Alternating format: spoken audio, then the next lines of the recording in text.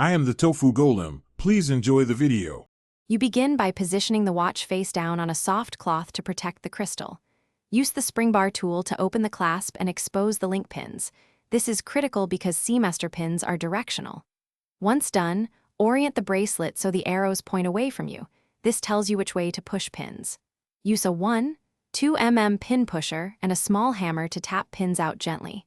Make sure to support the link so it won't bend while you drive the pin. You now remove links methodically. Tap each pin just until it protrudes 1 to 2 millimeters, then grab it with needle nose pliers and pull straight out. Once removed, take out the corresponding link on the opposite side of the clasp so the watch sits centered. Balancing is why you remove pairs. Make sure to note link order and any collars or sleeves, place them in labeled compartments. After reindexing, line up the remaining link holes precisely to prepare for reassembly. To finish, align the link holes squarely and insert the pin from the arrow side so the head seats correctly. This prevents backward stress. Lightly tap the pin flush until it's secure. Avoid heavy blows that can mushroom the pin.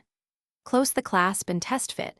There should be 1 to 2 millimeters of natural play when your wrist moves. If a pin won't seat or the clasp binds, reverse the last step, inspect the collar and pin orientation, and correct before final tapping.